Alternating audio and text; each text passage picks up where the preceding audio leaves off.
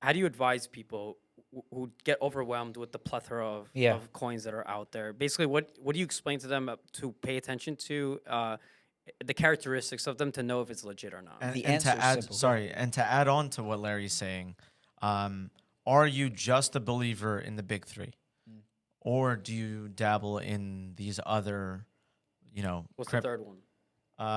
what is it? Bitcoin, Ethereum. Is Ethereum Solana. Classic technically No, its no, own Ethereum thing? Classic is junk. It's Ethereum junk. Classic is Oh, junk. actually, Yeah, damn straight it. junk. Big And two, though. It's an orphan Litecoin chain. is that top? Not even in junk? the top three Okay, anymore. so So there we go. So characteristics of what makes a coin legit so- or not. I'll answer the second question first. I do believe in a lot of other protocols. Okay.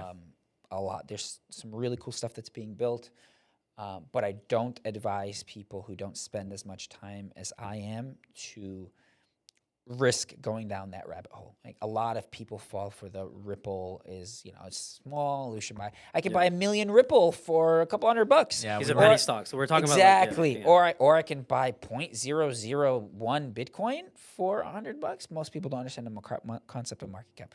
My advice is buy Bitcoin and buy Ethereum. Don't get overwhelmed.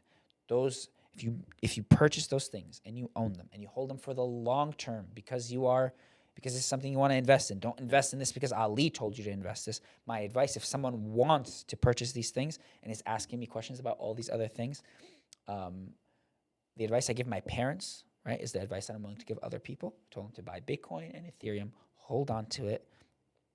Don't worry about the noise. There's going to be things that win. There's going to be things that potentially outperform Bitcoin and Ethereum. And there's going to be hundreds, if not thousands, of other things that fail miserably and go to zero. Rule number one of investing for me is don't lose money. I am super biased and of the belief that it's very difficult to lose money by holding Bitcoin and Ethereum for a long term.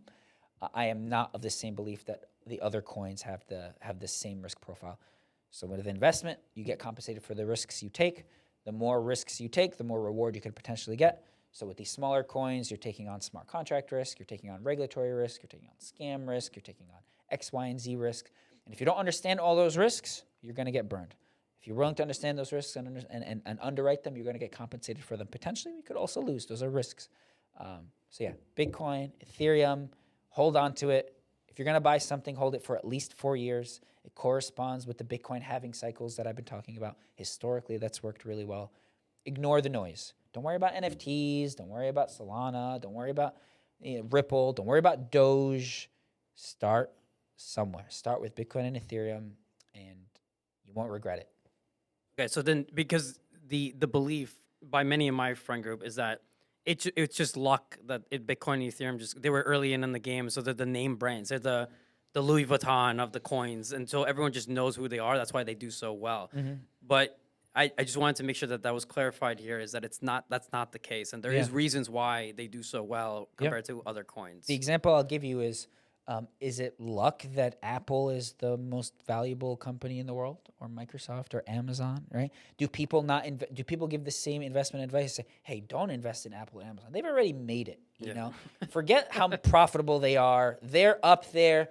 Find the next hot thing. Let's invest in like that small company. That was the internet bubble, basically. Exactly, right? So there are going to be winners and there are going to be losers. But to feel like you missed out on Bitcoin and Ethereum and to chase some of these other smaller coins is a mistake, in my opinion, because we are still early. We're still so early, and people shouldn't be afraid of the numbers. The most common thing I see is, oh man, I looked at Bitcoin when it was 5,000. I thought it was too expensive, and I was just waiting for the dip. The dip never happened. Now it's 20,000, and the dip didn't happen, and I can't buy it. I just can't make myself buy it.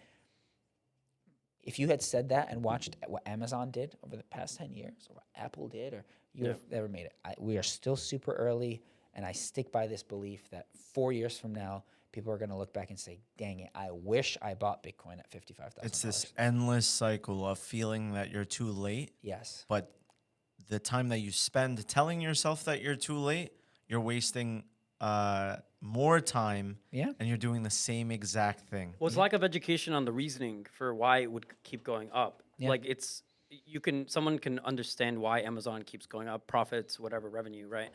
With Bitcoin, there's a lack of understanding of why it goes up. Right. They just think it's just you know, just because more people are just buying it, so that's why it's going up. But like, what could make it go 100,000? That idea doesn't make sense to them. That's and this aspect of the supply being capped and there's no more of it.